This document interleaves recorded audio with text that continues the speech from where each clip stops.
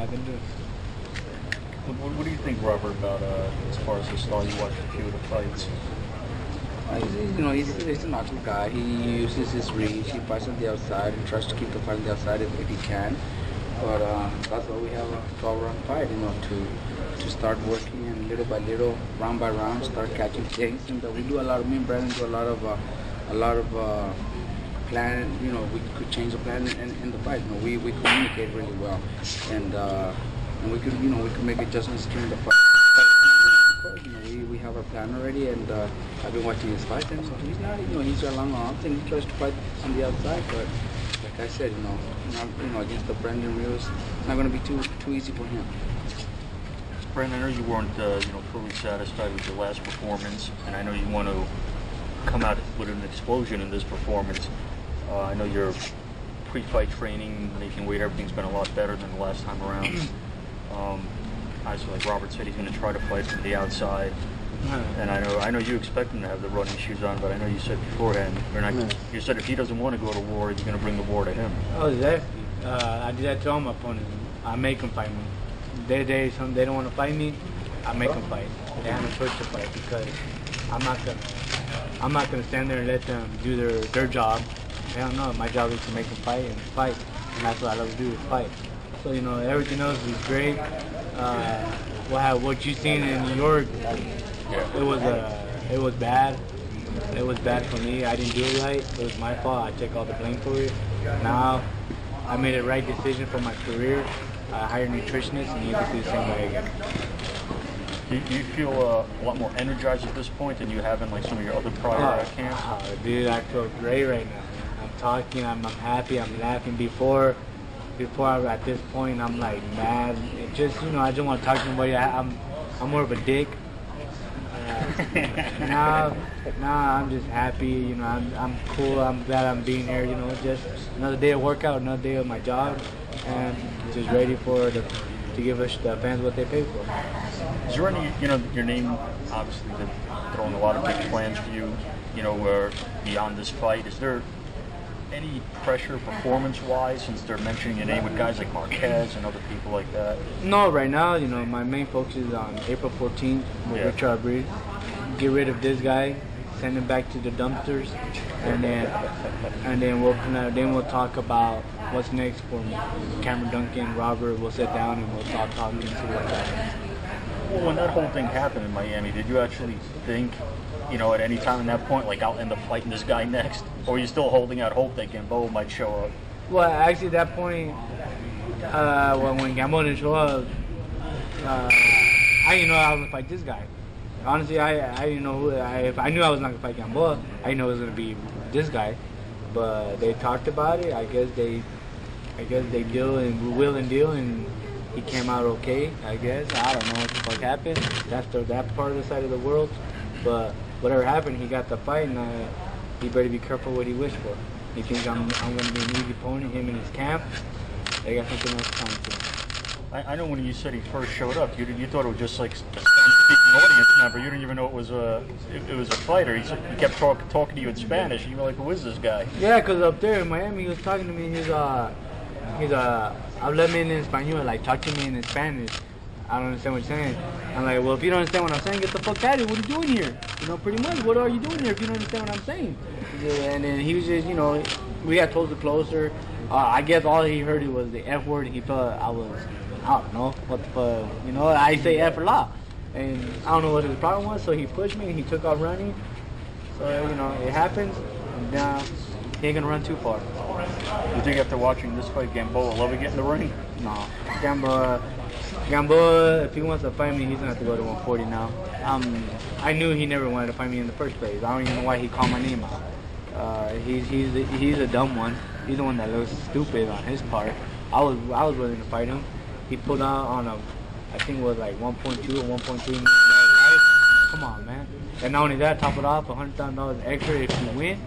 The bonus the Top Rank was giving, that's a lot of money. And this guy pulled out. Come on, give me $100.4 million. I was fucking the other fight. A 1.4 something million. Were you surprised when they first brought him up to you? Because he was 2 weight divisions below, and they were like, this guy wants to go up 2 divisions to fight you? Yeah, I was like very surprised because I heard he was calling out Manny Pacquiao. He wants to fight Pacquiao. He wants to fight this. He wants to fight that. And first he wants to fight Brandon before he fights Pacquiao. Okay, cool. Let's fight. They gave him the fight. He pulled out. Nowhere to be found. All of a sudden he was at I think at Mayweather's gym. And then so it's like, I don't know what happened to the guy. He got scared. So would this effectively be your last fight at 135? You know what? The plans are get my title back. Yeah. And it'd be more easier for me to open the doors as a champion at 140. Mm-hmm. So that's the plan, to get the title back and see what's out there at 140 for me. If not, if there's a big major fight at 135, I'm crazy enough to stay at 135 and fight another a big name though. It has to be a really big name. Do you see, is there any, when you see his name, it seems like everyone, even Marquez is moving up to, Yeah, that's what I'm saying. So it seems like everybody's moving up. So, if it's not that, then 140, direct on. Rob, is there any fight out there that you see for Brandon that you're like, I'd really love to see Brandon in the ring with this guy? Right now, we gotta be ready for Abril, and that's what there is. I talk to Cameron a lot, and we do talk about other names and everything. But right now, we don't want to look past up. We got to focus on. Yep. That's the main thing. Brandon, when you push you, how much did it motivate you? Because obviously you want to take everybody out and knock him out early, but after the push and after what happened yesterday, do you really want to get this guy out there early? If it comes, it comes. It happens. If I hurt him, I'm not gonna lay off of him and let him recover.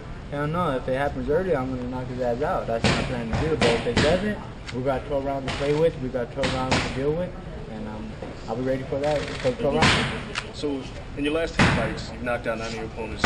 Anthony Peterson bailed out after you hit him.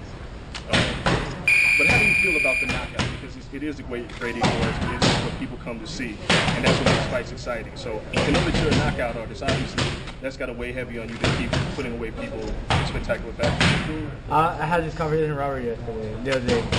You know what? Honestly, if I was training the way I train now in my early careers, I think I'd still be 30-0 with 30 knockouts. I think I'd be 30-0 with 30 knockouts if I was training the way I've been training like I have now.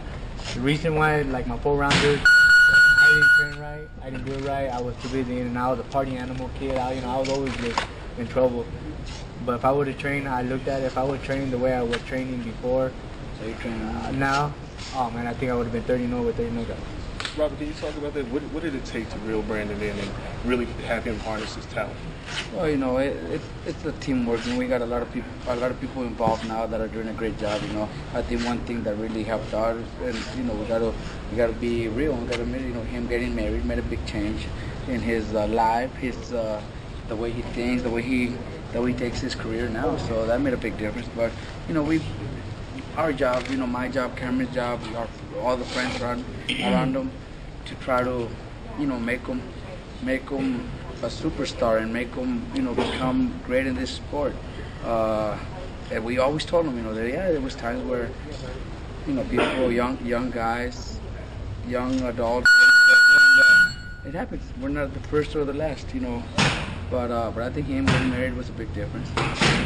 Would you agree with that? With you getting married, that's kind of a life changer for you? Yes, not that, but I feel like being more of a not immature no more now that I can grow to be a man, take care of my responsibilities, what I have.